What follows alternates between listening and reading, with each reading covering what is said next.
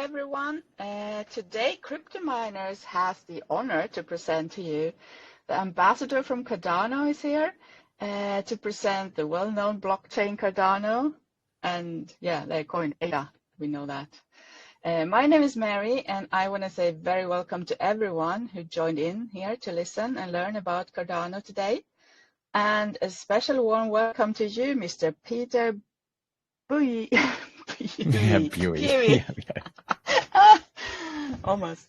Peter Buie. Oh, hi, welcome. Thank you so much for inviting me in. I've actually never done a Telegram AMA before. This is my first. Oh, it's a premiere. Yeah, it is. It really is. You're introducing me to something completely new. Oh, this is not going to be the last, I hope, though. It's a great place to be. Oh, yeah. So, right. How are you today? And what time do you have? It's been an incredibly busy last 2 weeks. If anyone told me it was a bull market, I thought they would be lying. But you check the prices, you go, oh yeah, okay, no, a bear market. I mean, it's a bear market. But Yeah. we're incredibly busy building and doing a lot of things. Where I am, it's in Brisbane, Australia, and the time now is just past 8 p.m. So I've had quite a long day. So you had the day already. Yeah, all right. It's lunchtime here where I am in Sweden, but let's do it. So tell us more about you, Pete. Well, you told us where you're from, but who are you to this project, to Cardano? What's your role? So my journey started in a very, I think, interesting way. I started in the crypto space back in 2017. I think a lot of people did back then when that big bull run was happening. Everyone's getting excited about Ethereum, smart contracts were coming out. Every single ICO was launching, and a lot of people lost money back then to all these crypto ICOs and whatnot. But back then I was just more so a trader. But more recently in 2021, last year, around January, that bull cycle, I decided to get back into the space, but this time actually focus more on earning crypto assets rather than buying and trading, because that's a sure way to step into the emotional side of things and lose your money if you're a very bad trader, and I am a very bad trader. So I decided to earn crypto instead, and the best way to go about it is mining. So I was either going to go down the path of Ethereum mining or Bitcoin mining, or doing proof of stake chains such as Solana or Cardano. So I was doing all of my research to find out what was the easiest onboarding process and level of participation to be able to get started. So Ethereum mining, if I wanted to get something decent, I'd need 8 GPUs, extremely expensive, a little bit of capital outlay. Technical knowledge, not too bad because I've done it before. But living in Brisbane, Australia, it's very hot in the summers. My old video card, I live by the ocean. I live by my video card was rusting from the sea breeze. So it wasn't a really good option for me. So mining wasn't a thing. So I had to go the proof of stake ones and be able to operate in the cloud. So Solana had a very high cost in terms of setting up the nodes itself. You need a mini supercomputer, and ETH mining, maybe becoming a validator was a thing, but then again, you need 32 ETH, and Ethereum was really highly priced back then, and it was really hard to get in. Cardano was easy. You needed 500 ADA. I think ADA, the price then was like 17 cents USD. And it took me maybe 2 days to set up a stake pool on the Cardano ecosystem up and running, and I was good to go. Little did I know was that setting up a stake pool is really easy. Barrier to entry, almost nothing. The hard bit is engaging with the community and getting delegation to the stake pool, because Cardano works in a particular way where anyone that holds their ADA needs to actually delegate it and point it to a particular stake pool, not actually give it to them, but just point your wallet to them. And that forms a part of the consensus mechanism for the blockchain and validates all the blocks that get on there.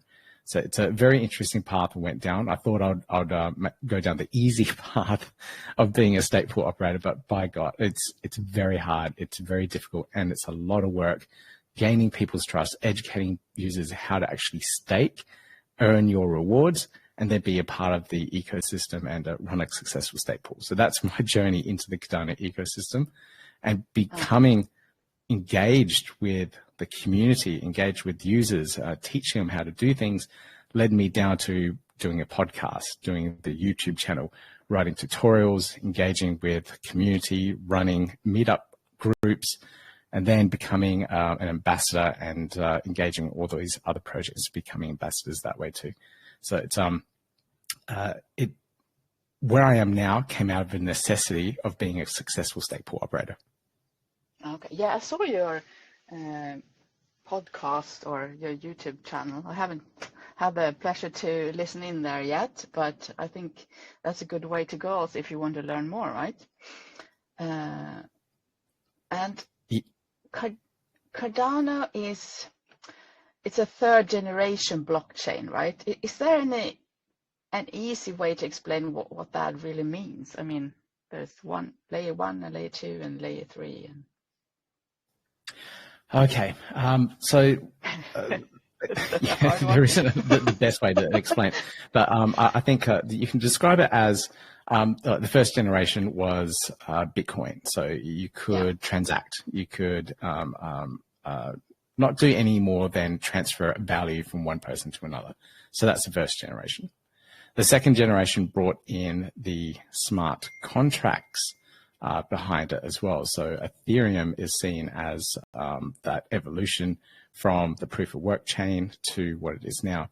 And then comes the third generation type of blockchain where we can do away with proof of work. We have the smart contracts deployed on there, but then also the proof of stake mechanism on there, and a liquid way of moving assets around the blockchain, as well as many of the other things that were adopted from the very beginning. So it's an evolution of all of those previous blockchains, adding and making things just that little bit better as it's progressed. Okay. So Cardano has been around a long time. Well, a long time for a crypto space anyway. When did it start? Do you know that? It's had a little bit of a history. So technically, it did start in 2015 when it was, I think it was 2015. I've got to get the dates right there. But the IG team and Charles were developing the chain, but it got to a point where it just wasn't good. And it was completely scrapped. And in 2017, they started the whole process again. So they realized what they were building wasn't that great, and they had to start from scratch, essentially. Okay. So 2017 was the relaunch, and if people were involved in the ICO back then, the token raise, they would have been interacting at that point. But it wasn't until about 2019 when the actual chain was launched with staking behind it. So I can't remember when the date was when the actual chain was launched, so you could, transact and accept your ADA and store it in a cold wallet. I can't remember the exact date, but it wasn't until 2019 or 2020. The dates are a bit of a blur now, but it wasn't until more recently when you could actually stake your ADA and earn rewards from it, and it became a fully decentralized proof of stake blockchain. Yeah, so it hasn't really been around for, is this the first bear market for ADA then, really? Except for the start, maybe.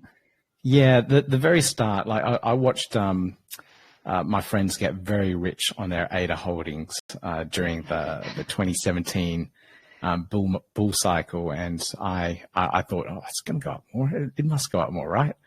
I was wrong. They were right. They cashed out early, and I held throughout the crypto winter. You live and learn. Everything comes in cycles, and that was probably Cardano's first bear market. Oh yeah, I know the feeling. I'm a coin collector myself. So. yeah. Up and downs. How many people are working with Ada and Cardano right now? It must be a huge team behind behind it?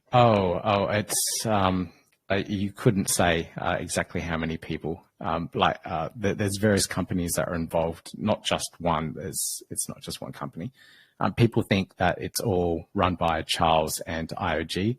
It's not. They're just probably the main contributor to it, of course.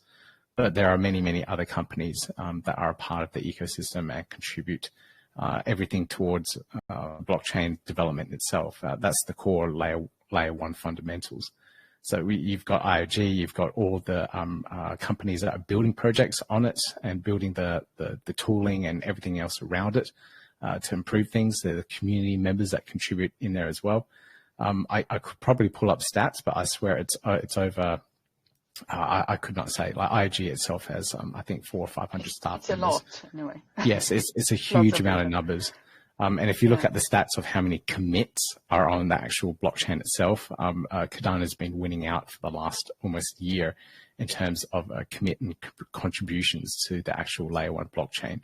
And then that's just the blockchain. Then you look at all the projects that are building on top of it. There's over 1,000 projects that are building and actively really, really building some crazy stuff.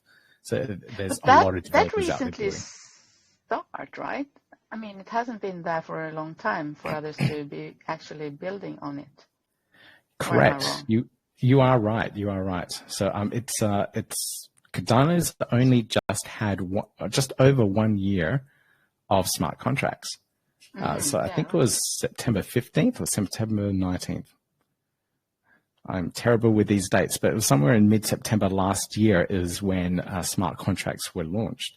So we've only had DeFi on the chain for just over a year at the moment.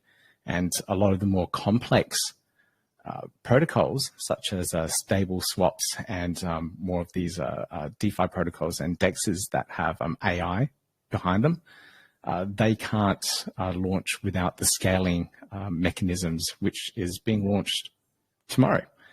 So once that happens, a lot more is going to be launched because it's all possible. So are we going to give non-financial advice? Buy today, guys. No. Well, you know what happens? It's like, what is it? Buy the news, sell, no. Buy the rumor, sell the news. That's what they usually so sell say. today then maybe. Maybe, I don't know. I do not know. I never talk about price on my YouTube channel because I absolutely no idea. Let's not. No. Yep. So I read also somewhere that Cardano is trying to move or is moving towards like having a governance, what is it called? Like a governance token and being run by the community. It's not really there yet, I think, but that's the plan. It's pretty much there. It's a little messy and, it's an evolving space. But let me take it back a little bit. Now, within the Cardano ecosystem, there's something called Project Catalyst. And Project Catalyst is Cardano's on-chain governance and treasury mechanism to future develop the blockchain and provide funding for innovative projects to build on Cardano itself. So we're at Fund 9 now. So every 3 months there's a fund that goes. So we're up to Fund 9 now. So it's evolved quite a bit. And every fund almost doubles in the amount of funding that is available for the community. So I believe this fund was 24 million US dollars worth of funding. And we had over 1,100 proposals submitted to Fund 9. So that's a lot of projects out there, seeking funding. And these are everything from startups to well-established businesses. Ledger Live, for example, the hardware wallet providers, last fund put in a submission to get some additional funding to integrate Cardano into their application. And they won, and they integrated Cardano. So they deliver and they get that little bit of funding. Oh, so they applied for funding at Cardano and they get, okay, that's cool. So it's absolutely amazing what it's doing, and that's the governance side of things. And that's one of the things that really drew me into the chain of like how much research was done behind the treasury and the governance and the mechanisms to make this happen.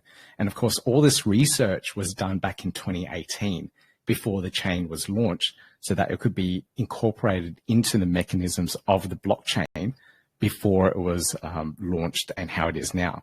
So instead of launching the chain and launching smart contracts and working out governance later, it was planned.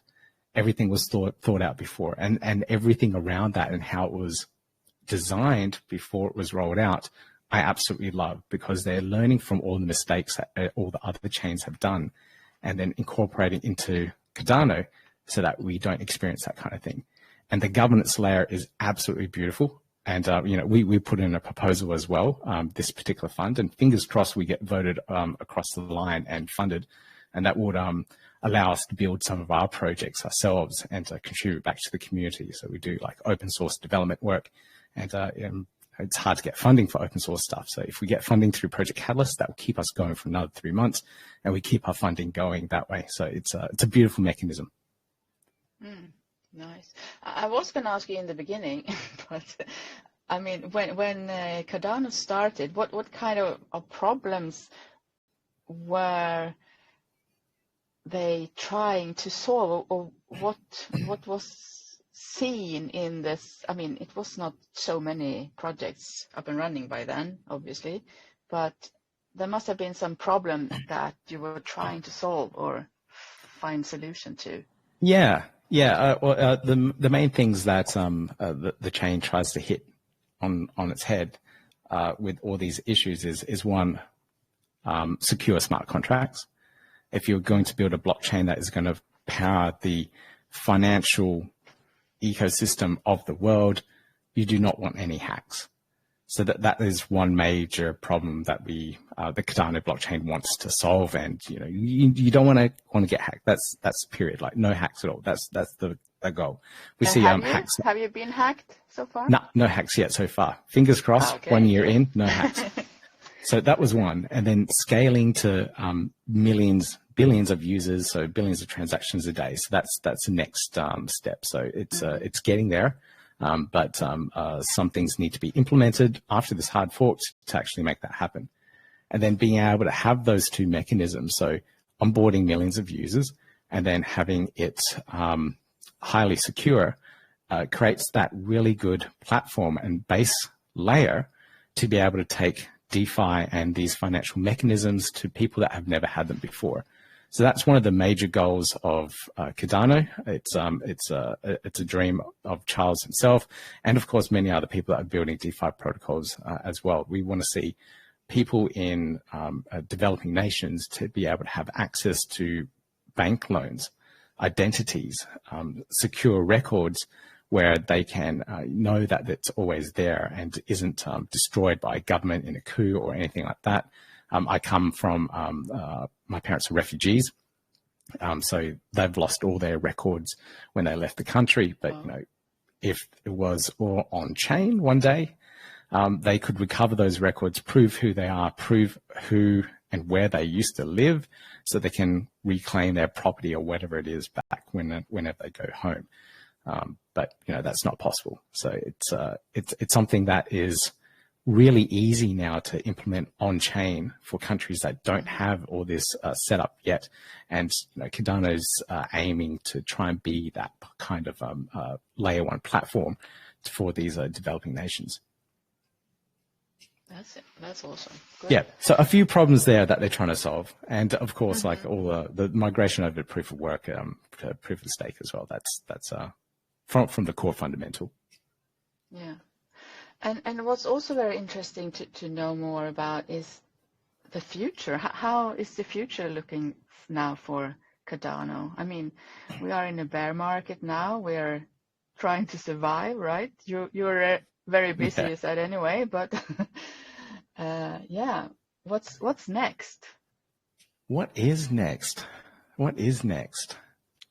There's still a lot of work to be done in all parts of the roadmap.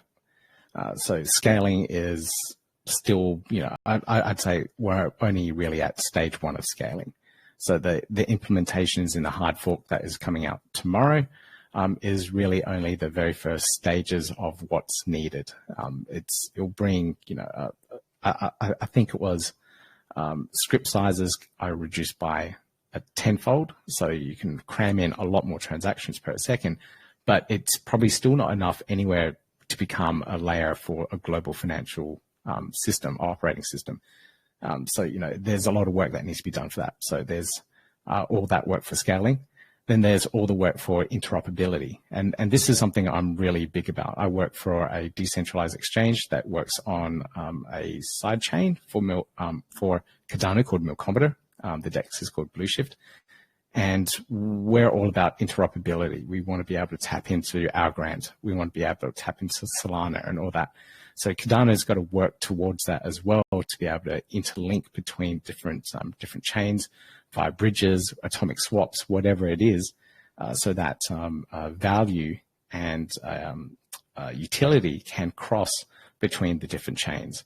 There's beautiful and awesome ecosystems on other chains that, they're doing some amazing things, and they've got some really cool DeFi protocols over there, and awesome teams that have built some really cool stuff.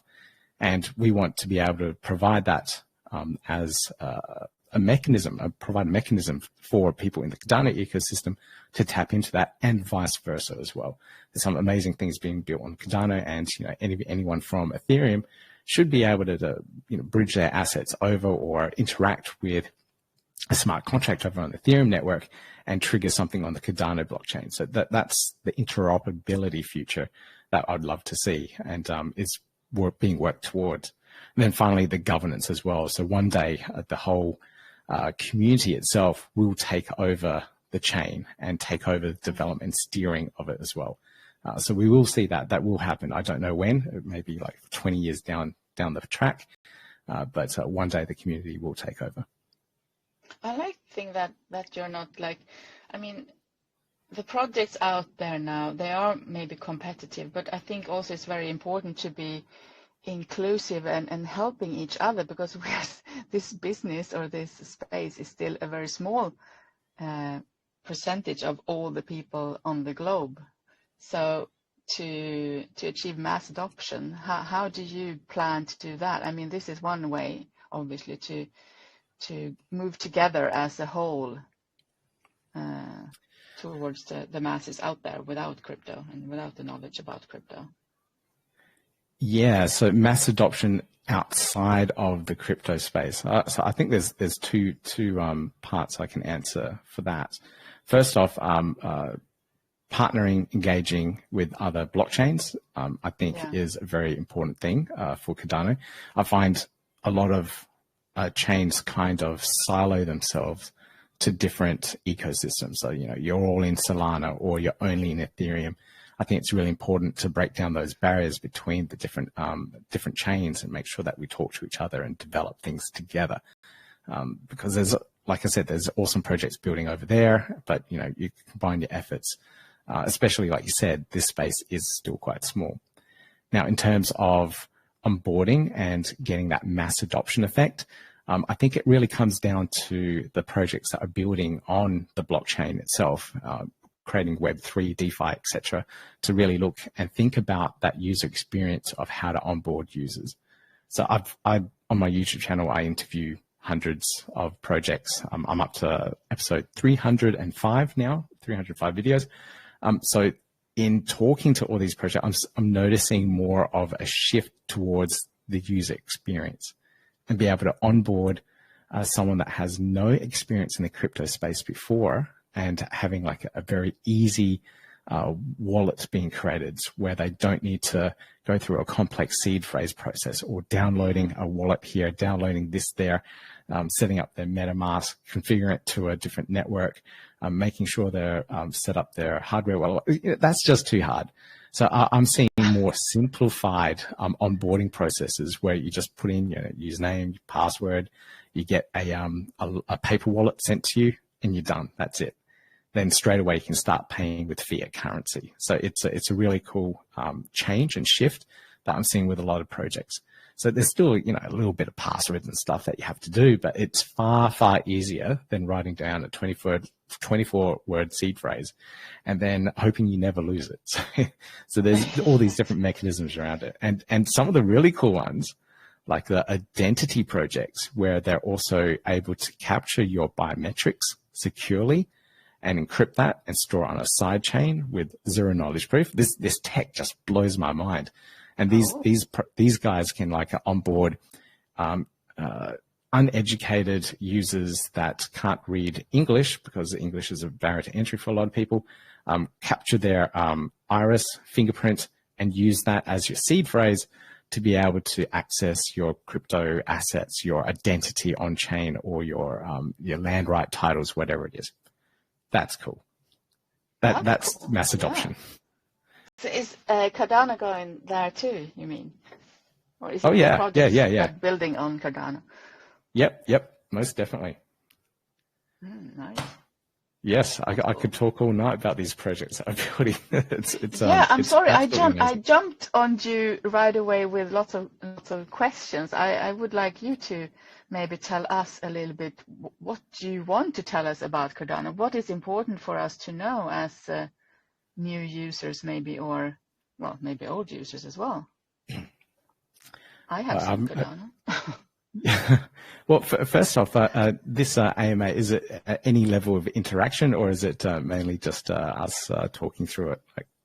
Well, I thought I was going to bring up some people to have questions if they want. I see lots of people have their hands raised. So maybe you can tell us a little bit, and then we can have some questions. Yeah. So I'll go through the bare basics, and hopefully people are doing this already. If they aren't, then please make sure you do.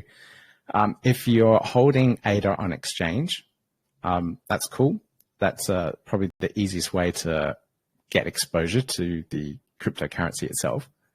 But to be able to participate in the ecosystem, to be able to vote on projects, to be able to submit your own project and get funding for it and build something on blockchain, you need to move that to your own wallet. So you need to start looking into finding a decent wallet that you like to use. Cardano's sport for choice. I think there's about 9, almost 10 native Cardano wallets that you can choose from. Anything from Nami wallet, Eternal, Yoroi, Daedalus, Typhon. They're all really cool wallets to use. I've got video tutorials on pretty much all of them. So you can learn how to set these wallets up and move your assets from an exchange over to your Cardano native wallet. And then from there, start staking your ADA so you can earn your rewards. The exchanges have that marketing price where you can earn 6 or 7%, but you need a certain amount of ADA. It's limited to maybe 1,000 and only for about 2 weeks.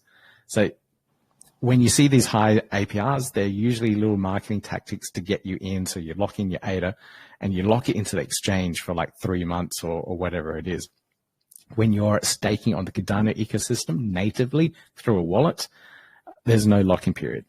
So you can stake your ADA, earn your rewards, participate in DeFi, still earn your rewards because you can stake your ADA while you're providing liquidity to a DEX, and then buy NFTs at the same time because, you've got to have a couple of JPEGs.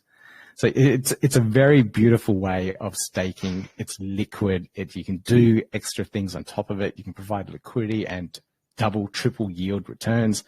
And people coming up with all these really cool mechanisms to do so. And you can't do that on exchange. So if you're still stuck on an exchange, you won't be able to get that.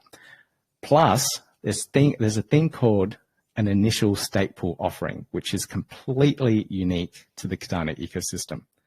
And this is a mechanism where you can stake your ADA to a particular pool that is a part of an ISPO. So our stake pool is a part of a couple of ISPOs. And as a thank you for staking there, a project may be partnered up with us and you get to earn some of their tokens. And some of these tokens, they're not trivial tokens. They're like DeFi protocol tokens for stablecoin DEXs. That's one of them. And then another one for a synthetic, what's called a synthetic project to make derivatives of crypto assets. You get to earn their governance token and utility token on their platform, and then another one around decentralized computing and data storage called NewNet. So you can't get any of these tokens on exchanges because they don't participate on the exchange. But if you are in the Cardano ecosystem, you get to tap into these brand new projects that are launching at a very, very early stage. So if you do nothing else other than move off an exchange and stake to a Cardano stake pool that is a part of the ecosystem, a part of one of these ISPOs, that I think is the first thing you should do. And if you can support a small stake pool operator, that is not one of the big ones, not part of one of the multi-pool stake pools, that decentralizes the network and does even better things for the Cardano blockchain. So if there's nothing else that you do, please do that. So how do you find the right ones then? Like to stake? Yeah, where do you find them? On your webpage or? Yeah, yes. I do constant videos on ISPOs. So I do a monthly ISPO update as new projects launch. There's new opportunities. So I kind of interview them. I break down the projects so that you know what you're delegating for. So there's different types of ISPOs. There's ISPOs where you delegate and you get no rewards for your ADA. So you give up all your ADA rewards and you get their project tokens in return. So you never, the beautiful thing is you never give up like your initial stake of ADA. So if I had 1,000 ADA in my wallet and I stake it in my wallet and I point it towards one of their ISPO pools, I always will have my 1,000 ADA. I might even get a trickle bit of ADA rewards in there.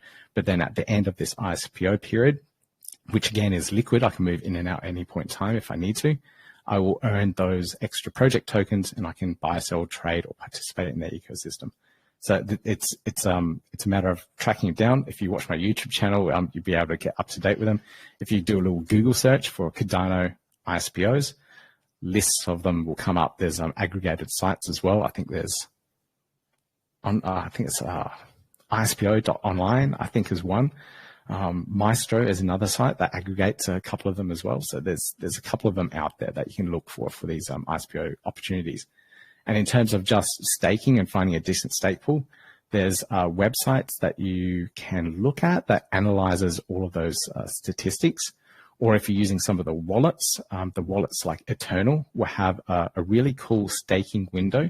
So when you click on staking to try and choose the stake pool, it has a couple of filters and recommended pools that you can delegate to. So they're taking the community in mind. It's spelled E-T. It's spelled in a really strange way. Let me just get this spelling right.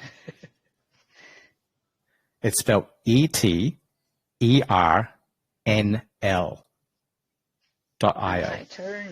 Eternal. Yeah. Okay. And that's a wallet. Because you can't use any wallet for ADA, or can you use MetaMask? Not yet. There's a team that is working on an integration for MetaMask. So not yet. But MetaMask is extremely simple in what it is. And because there's so much in the Cardano ecosystem, from being able to choose a stake pool to be able to create multiple sub-wallets as well, you can do some crazy things. The whole UTXO model of how the chain actually works, it works in a completely different way. So the wallet needs to be able to handle it. And voting as well. So you can vote within your wallet. Registered to vote, I should say. So there's a lot more that's needed that MetaMask just can't handle. So which wallet is the best to use now then? Is this Eternal? I know one called Yoroi or something. Yoroi is it's probably the one that people use first. And if they run into issues, they move away from it and they end up with Eternal. For some users, when they open up Eternal for the very first time and they set up their wallet, it's like, I saw a meme for it. It's like looking at the cockpit of a 747. Okay. And you see all these dials and knobs everywhere and you have no idea what you're doing. So if you're brand new to the Cardano ecosystem, Eternal is probably not the best wallet. But for me, that's, grown with it. I absolutely love the wallet. It does everything I want and more. But Yoroi is probably a good entry point for anyone. And you can't use Trust Wallet either, right? No, you can't use Trust Wallet either. No, it's not supported. Not for all this stuff that I'm talking about. Not the cool stuff. Like you can hold, you can hold ADA in your Trust Wallet. It's not real ADA. It's a synthetic.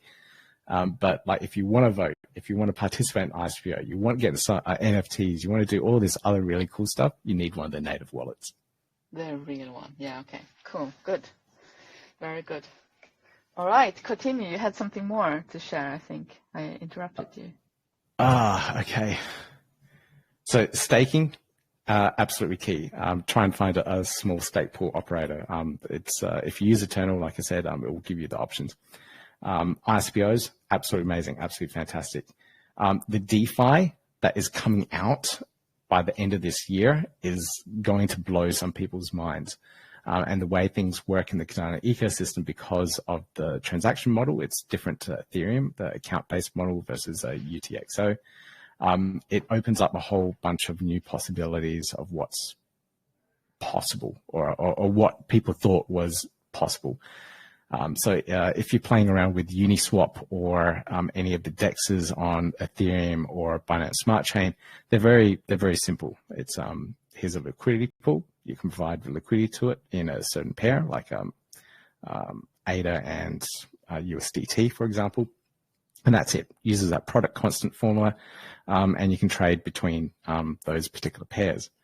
But with the Cardano ecosystem, you're going to have more complex DEXs that look and operate like how a centralized exchange will work. So you have full order books within the DEX. So we're going to have a decentralized, fully fledged centralized exchange, if that made sense. So if you're a trader on like Binance, for example, and you're very used to, setting your order limits, you're doing your technical analysis, looking for your stop losses, creating a trailing stop loss, and doing all those really cool things that you normally would do on a centralized exchange, you'll be able to do that pretty closely on some of these brand new DEXs that are launching on Cardano. So if you haven't checked out what's possible on the Cardano ecosystem, please do, because it is absolutely crazy.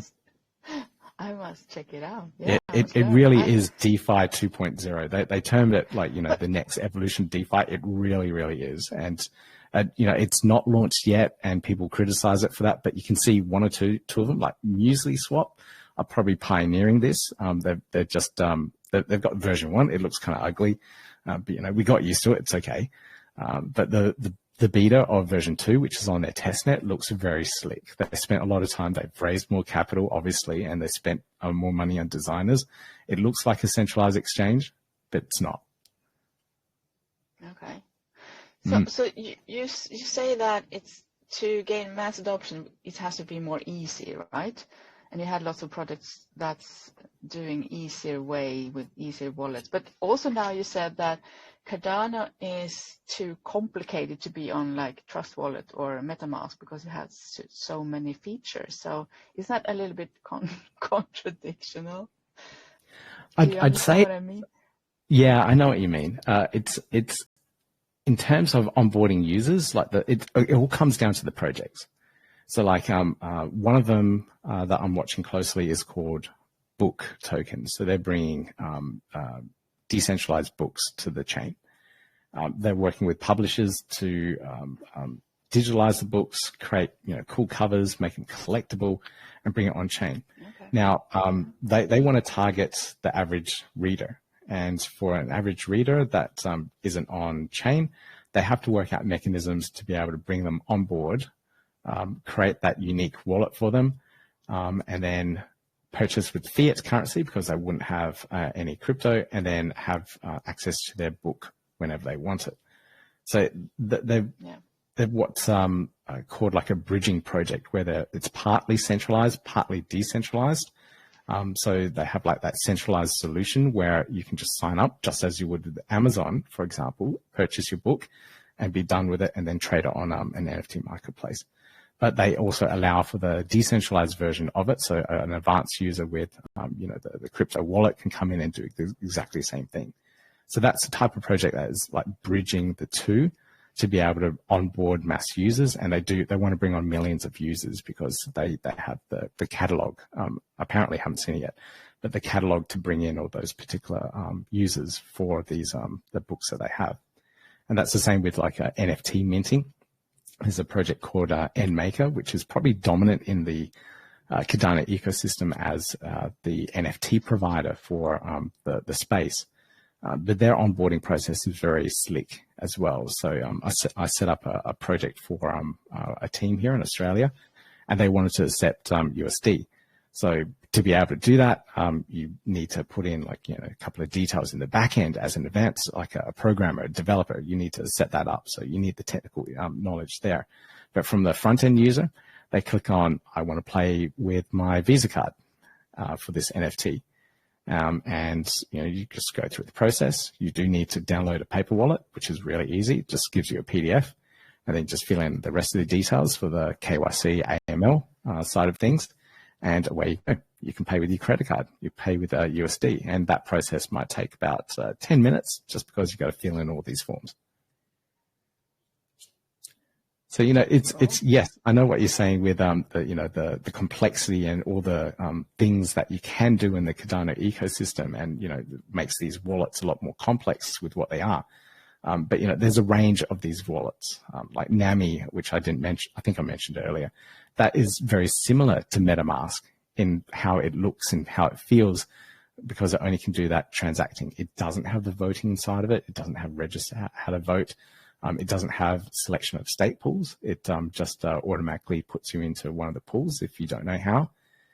So it's a very stripped down version of these complex wallets. So NAMI, if you're coming from the MetaMask experience, NAMI is probably your best option. Okay. But I think, the marketing of Cardano, how is that proceeding? What are your plans? Or maybe you are not doing all of that, but it's one of the biggest coins out there. It's, I think, number 5 if you remove all the stable coins at the moment. So it has some attraction from that alone. But all these new features, and so you have to tell people about them. Is there plans to do that in a specific way or something? Well, I can't speak on behalf of IOG or the Cardano Foundation, what they're doing in terms of their marketing and outreach to make this happen. But from a community point of view, it really does come down to the community and engagement between users and onboarding users that way. Cardano has a very strong, very, very passionate community that will fight tooth and nail to defend it and educate and onboard users into the ecosystem. So you find if you're just reaching out on Twitter or something and you want to get answers to your questions, there will be people that will kindly help you through that process, especially if you join a Twitter space and you start asking questions for the first time. It's a really good way to engage with people. That's good. You mentioned though in the start, you mentioned in the start that it was difficult for you to get on board. It took a while and you had to prove yourself. That's not the case anymore? People are more friendly and welcoming than in the community, or? No, so when I was talking about that, that's for me to become a successful stake pool operator, a node validator on the Cardano blockchain. So that's completely different. So me just coming into the ecosystem and wanting to learn about how to stake my ADA, piece of cake. That was really easy. People will onboard you. There's so many stake pool operators that will teach you how to do that process. And I became essentially one of those people, one of those cheerleaders to teach people how to go through that process. Hey, what was that? I'll just come to you now then, if I ever decided to try that one. I've got a video or tutorial article about every single process out there, so it's definitely there. But yeah, coming in as a stake pool, if you want to set up a stake pool, that's hard. The competition's tough, and to get past the noise, that's hard. So being onboarded that way, I wouldn't recommend it unless you have enough ADA to be able to mint blocks every epoch. I wouldn't recommend it. But if you're just purely wanting to come into the ecosystem, learn how to mint an NFT. So if you're an artist coming into the ecosystem, fantastic, easy. If you're just someone that wants to stake and you want to learn more about it, plenty of people that will help you straight away. So there's all those aspects which are onboarding quite easily. In terms of global marketing and reach, the Cardano Foundation steers that in particular directions every year, and they'll point marketing and community engagement based on their focus for the year. I think this year it sounds like there may be some more charitable aspects with some of the projects that they're working with, but I'm not entirely sure about that. It's just whispers at the moment. Cool. All right. Should we take some questions to see? Yeah, there's a lot of hands raised. Yeah, lots of hands were raised a long time now, I see. Oh my God, I've never had I'm this many talking too hands. much. Let's see if we have someone with a good question. And guys, this is not going to be any rewards and something, so just ask very, very good questions. I'm going to unmute Tim. Hi, Tim. Hello, Have you Mary. been listening? Yeah, I have been listening. Hello, Mr. Pete. Nice to meet you, Tim. Yeah, awesome project, by the way. You said you're looking at a simplified way of access instead of the seed phrase pattern. I am very used to the Trust Wallet security system. But then how do you guarantee the safety of users' interest here, aside the biometrics and other features of your authentication system as regards to the crypto assets? And I just discovered that it's listed on Binance. I'm seeing Ada, USDT, BUSD, and TSDT. And you mentioned that when we are coming from the MetaMask, NAMI is our best option. Why so? Okay, so I'll start with the last one. Like I mentioned, NAMI's like the stripped down wallet that doesn't have all the extra bells and whistles.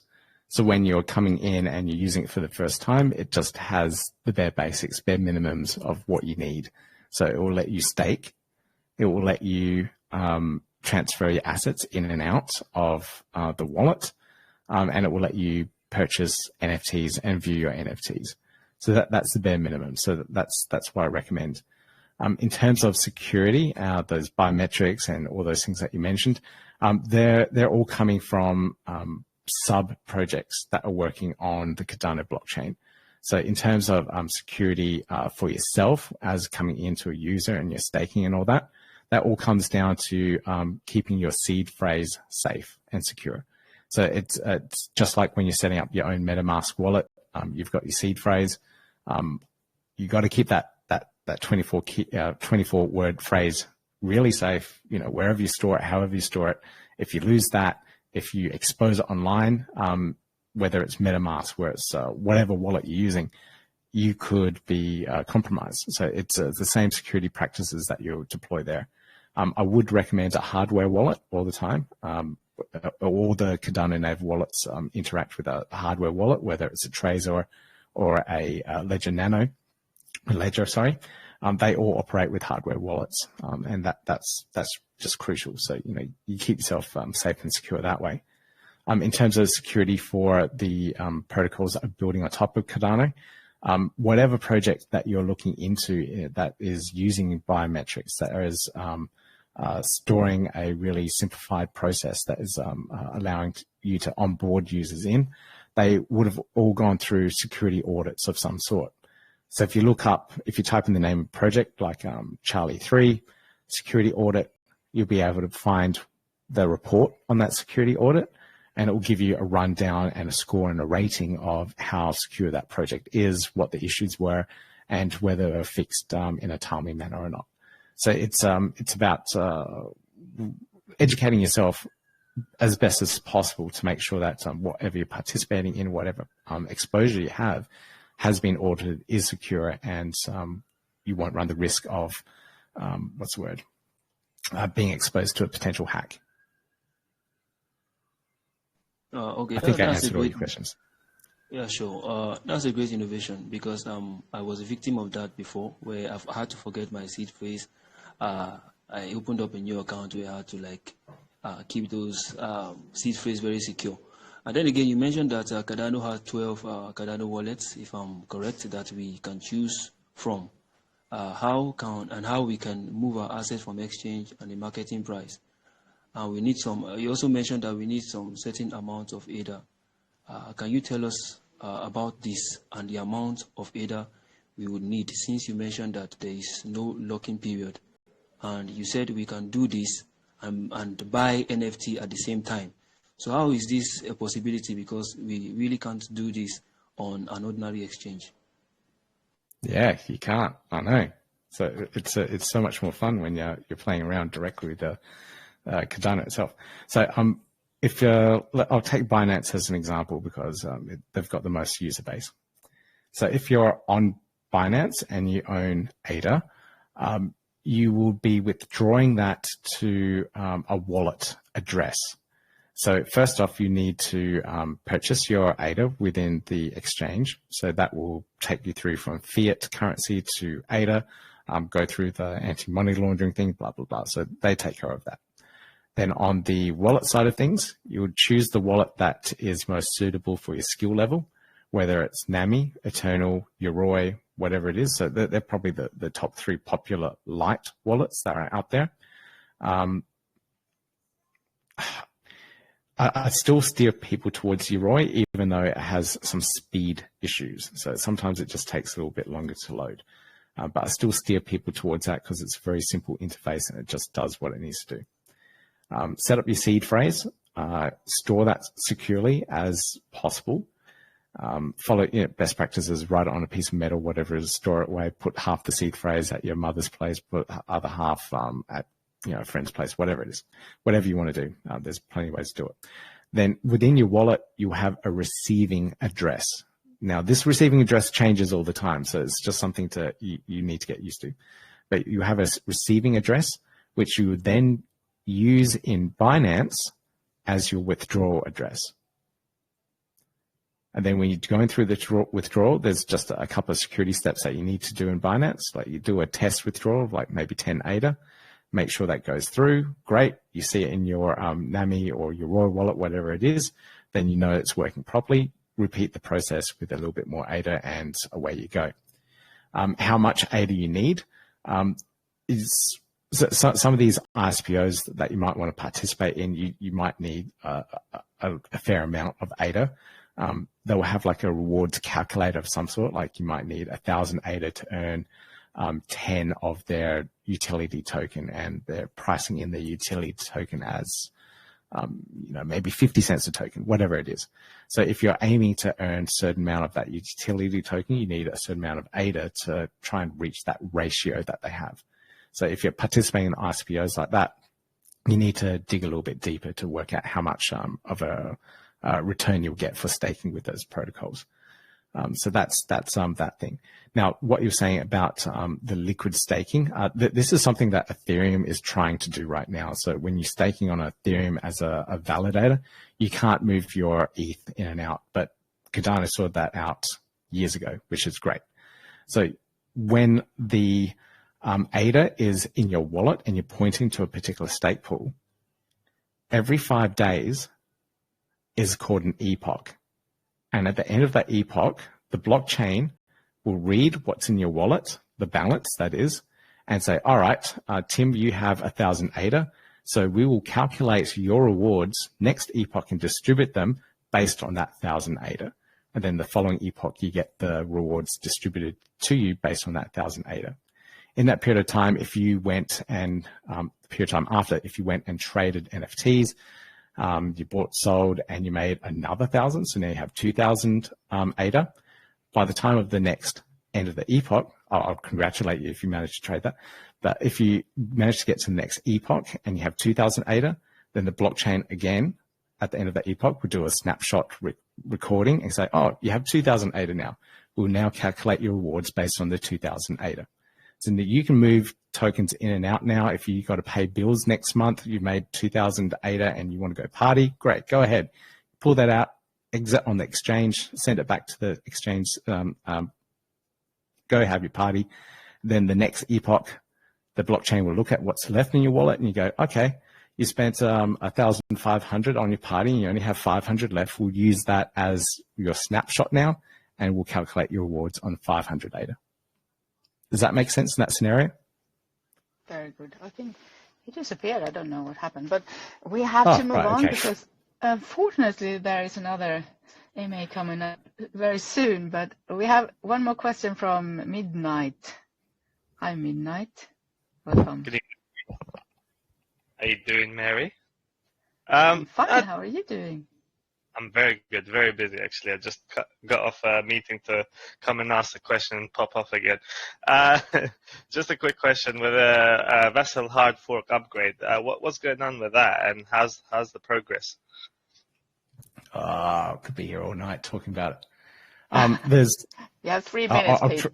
Okay, 3 minutes. There are 3 major upgrades in the Vassal hard fork. There's Cardano improvement proposals. Now, previously, the limitations of some of these smart contracts were due to the size of them. So now, with these improvement proposals, instead of putting the whole smart contract on with the transaction, which is just how it worked, we can now reference it somewhere else. So we can have the smart contract, store it on chain, and then in the transaction, instead of having the whole script within that transaction, we go, hey, the script's over there, just look over there. So having that not in the transaction itself makes the transaction a lot smaller, which means you can cram a lot more transactions in a block. So that's the part of that scaling solution. So we've seen like a tenfold increase of transaction sizes. So if it was 100 kilobytes for a transaction, it's now 10 kilobytes. So it's that kind of difference. So it's going to be a lot faster in terms of transaction speed, and that will also allow more complex scripts to be deployed that are over the size limit. So it might be 500 kilobytes, for example, and those scripts will power the DeFi stable coins and DeFi 2.0. Oh, awesome. I mean, there's a lot to talk about the vessel hard fork because I've been reading about it. Anyway, look, I don't want to take too much time because there's another AMA here. So what's... Yeah, sorry. I know you had the price... no, Cardano had a price impact because of, obviously, the upgrade issues and the... When you released actually contracts, when people can actually program in Cardano. So have these errors been fixed now, and can people? I'm a huge investor, by the way, of Cardano. Okay. I've been in the game since 2011. So. Okay. To be clear, the issues weren't with the chain; it's with the developers not understanding the way that you should be developing for Cardano. So developers were coming in from Ethereum, programming and thinking in a particular way. With Cardano, you have to think a very different way in terms of your programming, and that led to the concurrency issues, the scalability issues that were occurring because they were just doing it wrong. So when that happened, someone came in that was more knowledgeable, slapped them on the wrist and said, do it like this. And hey, now that particular protocol is the leading decentralized exchange on Cardano. Okay. All right. So okay. Sounds good. All learning issues from the developers. It's just growing pains of doing things wrong and then communicating it incorrectly. As a system architect, these issues I get I usually say user error. So we'll have a discussion another time. I'll message you and we can discuss a little bit further. But anyway, I just rushed it a little bit because we have to go. And thank you so much for answering my questions. It was a pleasure. Thank you. And thank you for coming up. It was a pleasure, Pete. I could probably talk with you 1 or 2 more hours, and maybe we can have the chance later on. But unfortunately, now we have booked another AMA. I think that will come up in 1 minute. So please, let's have a part 2 soon, shall we? Sure, more than happy to. Did you like Telegram? It was pretty good, actually. It was quite smooth. Yeah? Audio quality was actually better than Twitter Spaces. Way, way, way better, actually. It is. Yes, it is much better. So, welcome back, Pete. Lovely to have you, as I said. And please come back. And I give you 1 more minute to wrap it up and say something very nice about Cardano if you want to. Just sit back and watch the hard fork happen. Like the upgrades for Cardano have been so smooth. The last three hard forks, absolutely flawless, absolutely seamless. So it should be a very good day tomorrow. I expect the price to dump. You always sell the news. Well, I don't know what it is. There's just those patterns. But I'm looking forward to the future of DeFi for Cardano. Very good. I just got notice that it's all right if we can continue a little bit. They can do the text AMA anyway, so we don't have to stop right away. Do you have to be somewhere, Pete, though? Let me just check. I do have to clock on for my work with this decentralized exchange, but I probably can take a couple more questions before I head off. Yeah, let's have another question then, shall we? Did you have something more, Midnight, to say? Yeah, I do, but I have to go. I've got a meeting. Everyone has meetings. Well, I had the meeting, and I'm late 1 minute, so I was just listening to see if there's something. But I'll talk to D and Pete. I'll have a chat with him later once he's free and I've got a bit of time. I'm pretty sure we can help each other. Cool. Sure thing. All right. So is it okay, Pete, to take another question?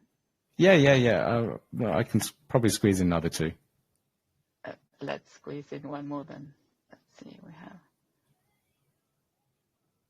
I'll unmute North. North usually have good questions. Come on, North. How are you today? Hello, thank you. I'm fine. Glad to see you here, Mary. Glad to see you, Pete. So my question is, you said that you plan to achieve interoperability, and I think that's one of the difficulties most blockchain fail to achieve, because this blockchain, they have to like communicate with other blockchain without breaking the rules of other blockchain. So I don't know if you are kind of bringing up any solution to ensure that the protocols between each blockchain are not broken while trying to achieve this interoperability. So did you get my question? Yep, totally understand. So there's a lot of projects that are building the interoperability layers, and thankfully I work for Blueshift, which is a DEX that is built on a sidechain for Cardano.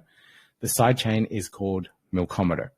Now, Milkometer are doing some crazy stuff with wrapped smart contracts, which allow you to execute a smart contract on their sidechain from the main chain. And that will allow you to daisy chain interactions between different chains. So you can be on Cardano, and soon, I think in the next week or so, also Algorand, interact with a smart contract on either ecosystems and trigger something else on another one. So it's teams like Milkometer, which have a lot of good funding behind them, that are getting grants from various projects as well, from Cardano and also Algorand, that allow them to build some crazy stuff like this that abides by the rules of either blockchain, but allow you to interact and do some cool stuff across chain. And then with the protocols and dexes like Blueshift that sit in between, they form that bridge between all of those different chains. So you might be on Cardano, interact with the smart contract that hits Blueshift and then triggers something over on Solana. Yes, I totally agree. Sorry, my next question is, you said something that if we actually want to like withdraw our ADA from Binance, we have to like get a kind of an address that would withdraw this ADA to before we then proceed with other transactions. So what if during the process of like withdrawing from Binance to this address, we kind of had some failed transaction, or after withdrawing, we don't get to actually see that that ADA in the wallet which we withdraw to? So is there like some kind of compliance body we could meet, or is there anything you can do about that? Complaints board? No, not really, because once you're on chain, there's no customer service other than what advice you can get from the community itself. But once you move and offboard yourself from a centralized exchange, there's what's called blockchain explorers. So that's when you can see what's happening to your crypto assets as they're transacting through the blockchain. So it doesn't take long for a transaction to go through. You'll see in like 30 seconds at the most. But when you're coming from an exchange, I just have to put a caveat there. When you're coming from an exchange, the exchange might delay that transaction. It might take an hour or so. And you also have to make sure if you're coming from Binance that you've chosen native ADA and not the BEP ADA, which is Binance's wrapped fake ADA, synthetic ADA. So just a couple of caveats and things to keep in mind. But you know, if you're having an issue on once you're off the Binance Smart Chain exchange, whatever it might be, you are almost on your own. So you really have to educate yourself and get a really good understanding of what you're doing. I'd recommend moving small amounts over, just have a play, get comfortable with what you're doing, stake, buy a really cheap NFT, you know, see what the ecosystem's like, especially if you're very new and you've only ever played around on centralized exchanges. Okay, thank you very much. Thank you, Mary. Thank you, Pete. Thank you, Noah. There's lots of videos on my YouTube channel about this, so it will take you through all the steps and processes as well. So, Pete, before we stop, tell us more about where can we go to see all these and learn more about Cardano with your help? Maybe you can send me some links and I can put them in the room. The main website is learncardano.io, or if you just search Learn Cardano on YouTube, it should come up with everything else. Yep, and on Twitter, it's AstroBoySoup. Sorry, AstroBoySoup? Yeah, same as my Telegram handle here. I'm very bad at Telegram. If you DM me on Telegram, I might not reply for a month, but on Twitter, I do reply. AstroBoySoup. Okay, yep. We'll remember that. So I think we should stop now to let you go to your next meeting and everything. And thanks. Yeah, it was really nice to have you here, Pete. And as I said, please come back.